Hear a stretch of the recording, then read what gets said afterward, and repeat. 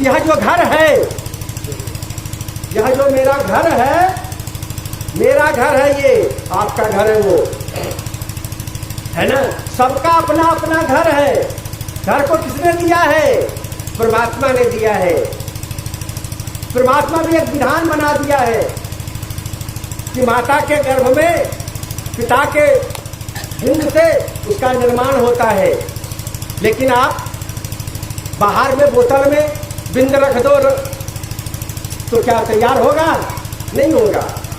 वो जो विधि है, जो विधान बनाया गया है परमात्मा ने, प्रकृति ने जो विधान बनाया गया है, उस विधान के आज देखो रोबोट बन के तैयार हो गया है। सब काम करता है रोबोट, मशीन, लेकिन उसमें प्राण नहीं है। रोबोट बनाने वाला का शरीर जीर्ण शीर्ण हो गया वैज्ञानिक का।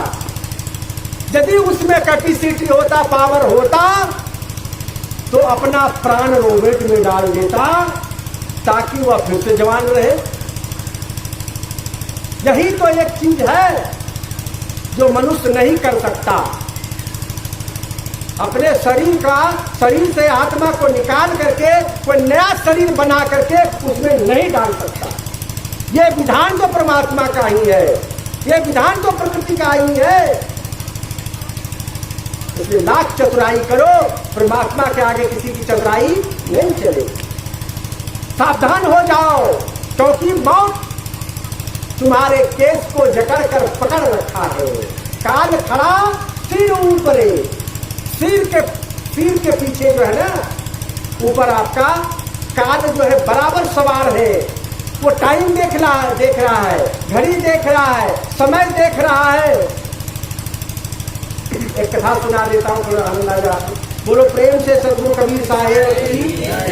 कथा भी बड़ा रोचक है। दादा और पोता का कथा है। कोई आपको पुराण की कथा, भागवत की कथा सुनाने नहीं जा रहा, आपको जन्म कथा सुनाने जा रहा। और उनका एक पोता था 7 वर्ष का। तो दादा पोता में तो बड़ा प्यार होता है। बाप बेटे में जितना प्यार नहीं होता है, उतना प्यार दादा और पोता में होता है। क्योंकि दादा को टाइम पास करने के लिए खिलौना चाहिए, हाँ? क्योंकि अब तो उसको कोई काम नहीं है, तो सारा काम बेटा पुतों के हाथ में चला गया है। इनका समय नहीं कटता है, इसलिए समय काटने के लिए पोता के रूप में खिलौना मिल जाता है। और बच्चों को भी खिलौना चाहिए खेलने के लिए, हाँ? तो दादा को क्या बना देते हैं? घोड़ा। दादा से सुनो, दादा तो बना देते हैं घोड़ा, अब पोता उस पर हो जाता है सवार। चलते हैं ना, देखिए दादा घोड़ा बना के चलिए बराबर, हाँ। तो दादा पोता का सवारी कर रहा था, आंगन में खेल रहा था, दोनों मस्ती ले रहा था, आनंद ले रहा था। इतने में देखता क्या है, दादा ने छपरी घर से, पहला जमाना छप्पर वाला घर नहीं चला है, तो छप्पर पर से एक खर गिरा नीचे। उस बूढ़े ने उस खर को देखा गिरते हुए, लेकिन जमीन पर जब देखता है वो भिक्षा बन जाता है। क्या बन जाता है? भिक्षा, बड़ा मोटा भिक्षा, काला काला। और दौड़ के आता है और पोता को डंक मार लेता है। जब तक बूढ़ा जो है पत्थर पत्थर इधर उधर देख रहा है कि कोई मारे भिक्षा, तब तक भिक्षा जो है बैल बन करके उसके घर से निकल जाता है। और ये बूढ़ा देख रहा है, अरे गिरा खर बन गया भिक्षा, मेरा पोता को डंक मार दिया, जा रहा है बैल बन करके। कि कौन भूत प्रेत है भाई? वो पोता को छोड़ करके तो सोचा कि कौन है इसके पीछे चले, तो होश नहीं रहा कि पहले भाई पोता को देखे, दबा दारू करवा, बैल के पीछे पीछे गया। और बैल भी जो है भागता भागता भागता चला गया एकदम बिहार, बयान बहार, गांव घर से एकदम 200 दूर। वहां क्या देखता है कि दो किसान जो है, 2-4 किसान जो है अपने अपने खेतों में, हर बैल से पहले खेती होता था ना, तो बैल से वो जोत रहा था, और वह बैल जो है दौड़ा दौड़ा गया और उस किसान को जो बैल जोत रहा था उसको मारे सींग से, मारते मारते दौड़ करके उसको मारिए दिया। जब मार दिया और किसान लोग देखा, दौड़ा उसको बैल को मारने के लिए। जब 10-20 लोग जुट गया, वो बैल जो है आदमी का रूप बन करके और उसी के घर से निकल गया, पता ही नहीं चला। लेकिन वो बूढ़ा तो दूर से ही उसका रूप बदलते हुए सारे देख रहा है। देखा करे वो बैल जो है, ये जो है एक औरत की, नारी का रूप धारण करके जा रही है। उसके पीछे पीछे हो गया, देखे आज ये है तो है कौन। और दूर गया, पगडंडी का रास्ता था, बगल में पीपल का पेड़ था, वहीं पर जाकर के वो औरत घूंघट काट करके बैठ जाती। बुढ़ा का उसके नजदीक जाएंगे तो हमको भी कुछ मारने को कोशिश करना है। बुढ़ा दूर से खाली नाटक देख रहा था। दो नवयुवक, दोनों भाई था, राम श्याम, पंजाब से कमा के आ रहा था। उस समय गाड़ी मोटर की इतनी व्यवस्था नहीं थी, पैदल ही लोगों को गाँव घर आना पड़ता था स्टेशन से। दोनों भाई एक हाथ में अटैची और एक हाथ में झोला लिए हुए आ रहा था। जब दोनों युवक को आते हुए देखा कि ये नारी जो है, नारी रूप में जो था, वो रोने लगी, चिहार चिहार करके, विलाप करके। औरतों का विलाप तो बड़ा विचित्र विलाप होता है। अब तो खैर औरत भी उस तरह की नहीं रोती है। बेटी भी जब विदा होती है तो पहले के जमाने में जो बेटी रोती थी कलेजा फाड़ के, वो नहीं रोती है। जब ससुराल से नैहर आती थी तो गांव में घुसते ही जब बेटी रोने लगती थी, गांव की सारी बेटियां निकल करके दौड़ आती थी, फलाना की बेटी है। आज नहीं हो पाती, क्योंकि अब हृदय फाड़न है ही नहीं उसके पास, हृदय विहीन हो गया है। अब माँ के प्रति भी वो ललक नहीं है। बस फेल बिया मोर करवे कि और होलो बिया जय दिल हमारा दुल्हा बाबू लोग हम जाए छे। अब तो जना रहे तो ना रहे। तो वह जो विलाप करके रोने लगी, तो वह जो दोनों युवक आ रहा था, उसमें जो छोटा भाई था थोड़ा दयालु टाइप का था। छोटा भाई कहता, भैया ये वन बिहार में एकदम कोई यहाँ नहीं है, ये औरत चोर हो रही है। अरे कोई चोर हो रही तुमको तो क्या मतलब, चलो। फिर आगे बड़ा भाई के डर से 2-4-10 कदम गया, आई और विलाप करके रोने लगी। तो भैया जरा पूछ लेते हैं न क्या बात है, क्या तुमको तो ऐसे लगता है जी 3 दिन से गाड़ी पर चढ़े चढ़े आए हैं, भूख प्यास लगी है, पहले घर जाके खाइए पिएंगे, पहले तुमको यही दान सूझने लगता है तुमको, क्या धर्म। फिर बेचारा 10 कदम आगे गया, फिर उसका विलाप सुना। कहा भैया आप रुकिए, हम आते जरा से पूछ कर।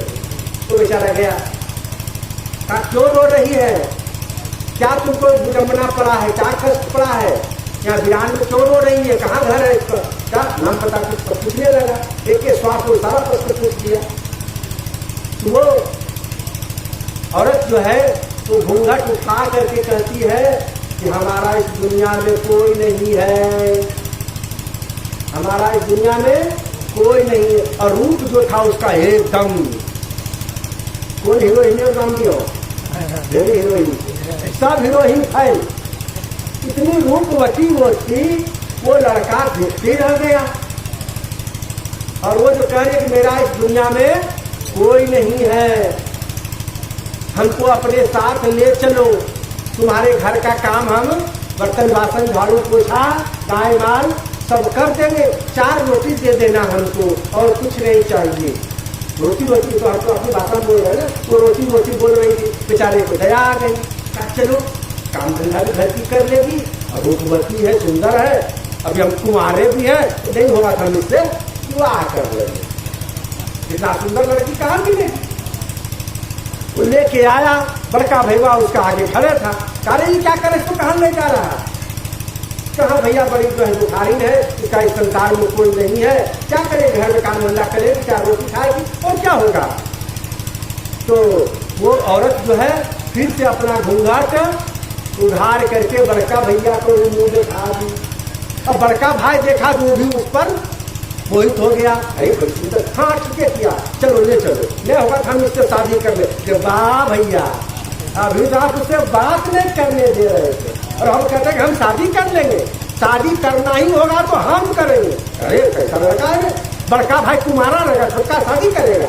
नहीं नहीं वो सब नहीं चलेगा, आजकल ऐसा होता है, बड़का भैया तुम्हारे रहता है और छोटका कर लेता है। शादी करना होगा तो हम ही करेंगे।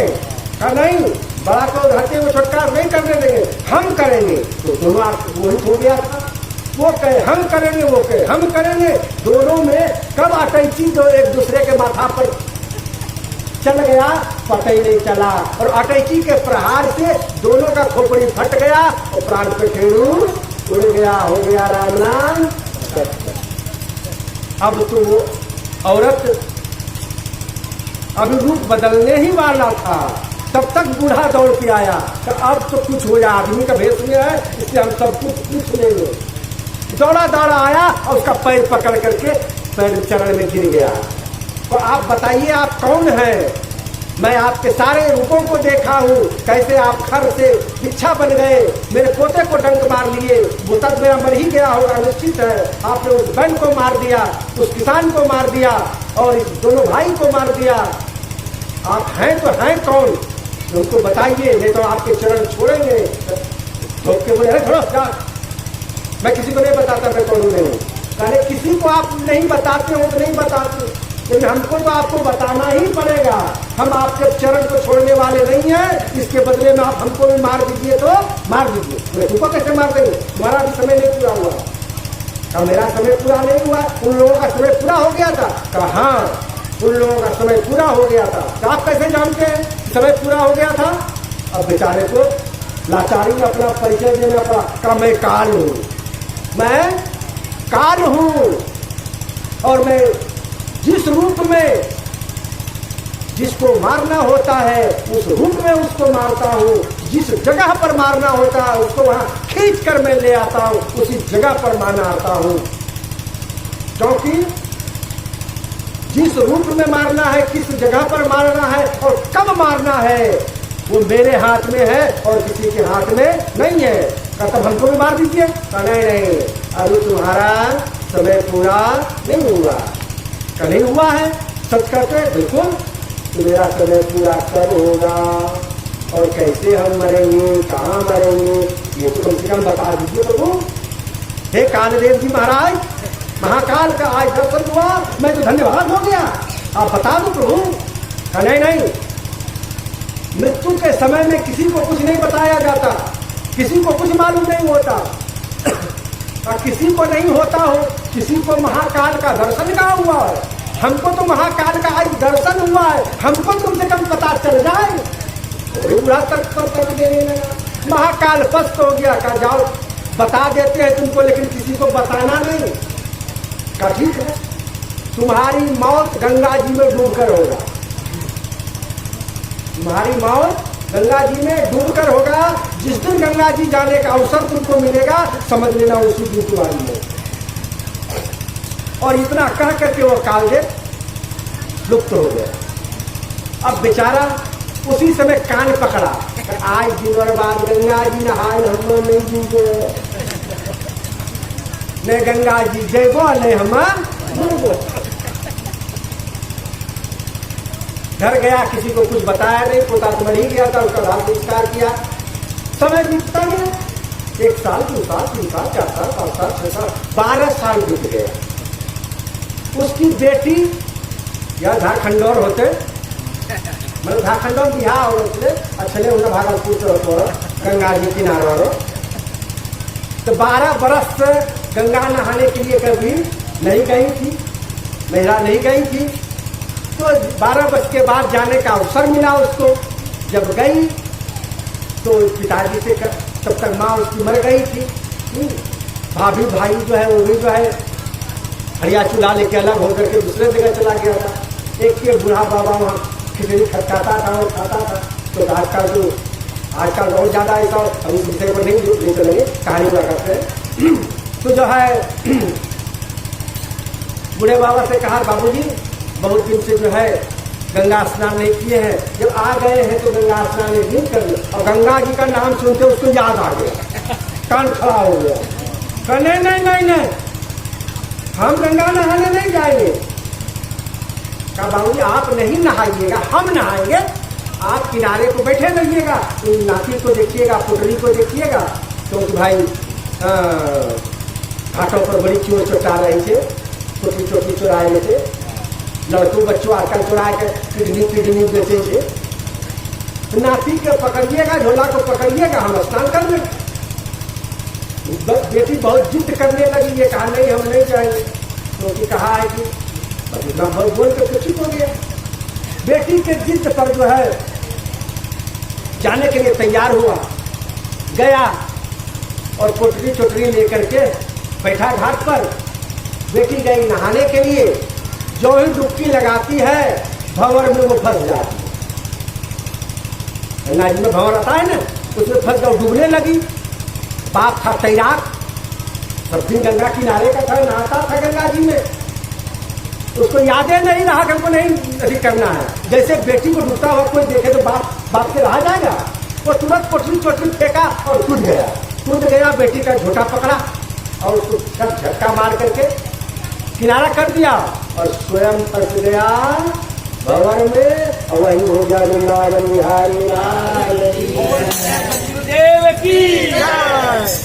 कहने का मात्र मतलब है कि मृत्यु किसी के बस की बात नहीं है, वो आएगी, जब आना होगा आएगी, जैसे आना होगा, जिस विधि से मौत लिखी होगी उस विधि से होगा, उससे कोई बच नहीं सकता है, उसको कोई जान नहीं सकता है। इसलिए हमारे साहब कहते हैं कि मरने से मत डरो, यही मरने से जग डरे।